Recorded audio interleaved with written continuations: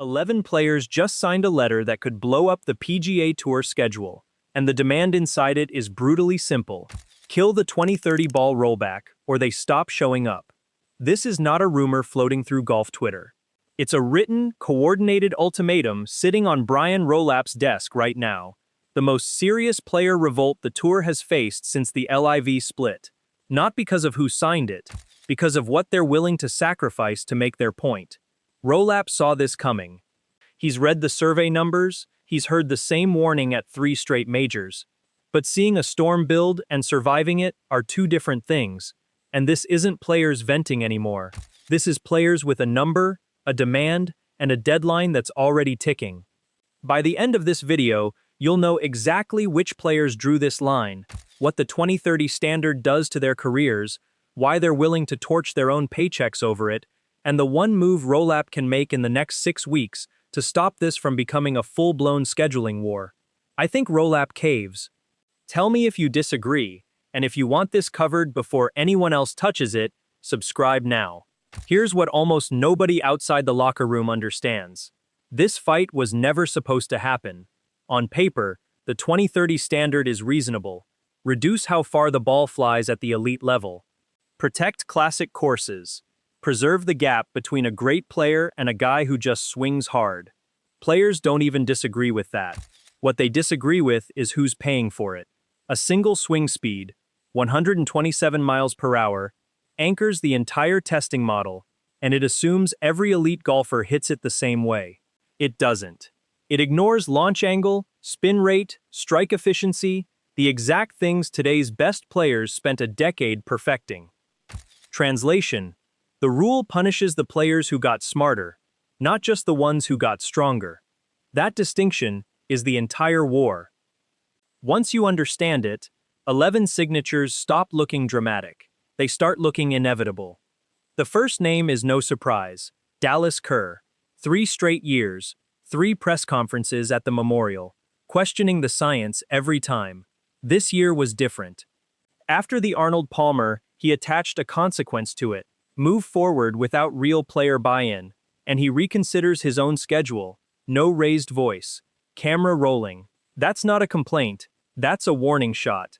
Marcus Voss flips the story entirely, the long hitter everyone loves to dismiss as self-interested.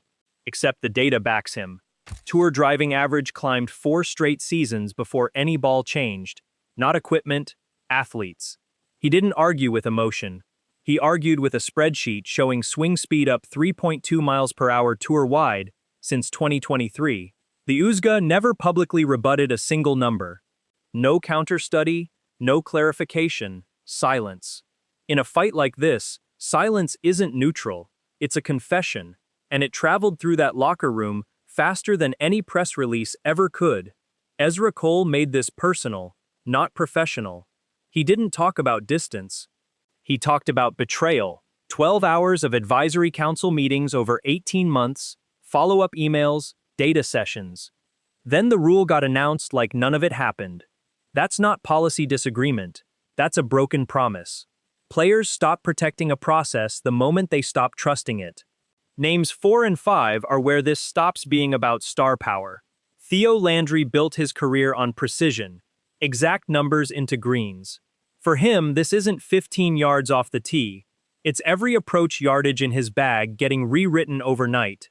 A decade of practice reset by a vote he never got. Sander Kipp, meanwhile, is the quiet one. Controversy averse, all business, rarely says a word publicly.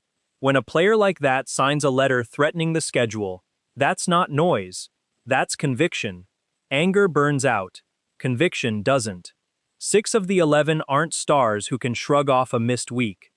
They're ranked 60th to 140th in the world. Players whose entire season lives or dies on playing every event. Skip 1, risk FedEx Cup points. Risk world ranking. Risk the card itself. For these 6, this letter isn't a statement. It's a real bet against their own livelihood. Stars make headlines. Depth makes a tour. Lose these 6, and majors don't disappear. But Thursday stops mattering, and the product hollows out from the inside. Full compliance is the first road. Enforce the standard tour-wide. Players comply in public, seethe in private, start skipping non-major events. The field weakens. Broadcasters notice. Everyone loses slowly. Delay is the second. Push the date, soften the numbers, buy time. It avoids the fight today, but it guarantees the identical war at the next deadline. Angrier, because now it reads as stalling. Bifurcation is the third, and the one Rolapp has already hinted at without saying the word. A tour-only ball standard, separate from what the rest of the golfing world plays. The USGA keeps 2030 for everyone else on the planet. The tour builds its own conformance list. Players get their exemption. Nobody has to publicly lose. Then, a high-profile political comment on the rollback turned an internal tour matter into a national headline overnight. "We're still evaluating," stopped being an option. A 6-month decision window collapsed into 6 weeks, and players felt it immediately. Tour staff calling, asking for patience. Nobody in that group is willing to give. Worse, at the same moment, the tour is asking players to swallow a completely restructured 2028 season. Promotion, relegation, reshaped purses. 2 seismic changes, stacked on top of each other. The player's answer is blunt. Fix one crisis before you ask us to accept the next. Rolapp doesn't cancel the USGA rule. He doesn't declare war on the governing bodies. He does something quieter, a model local rule, giving tour players their own ball standard, while the USGA keeps 2030 for everyone else on Earth. The 11 never have to pull the trigger. The threat already got them what they wanted. No boycott, no press conference. Just a statement buried in a Tuesday afternoon email, while most fans never learn how close this came to detonating. This was never really about a golf ball, it was about who controls what this game looks like. And 11 players just proved the answer isn't only the men in the boardroom anymore. So tell me straight, does bifurcation solve this? Or does it just delay the real fight by 2 years? Drop it in the comments. I read every one. And if you want the next leak, the next number, the next Rolapp press conference the second it breaks, subscribe now. This story isn't finished.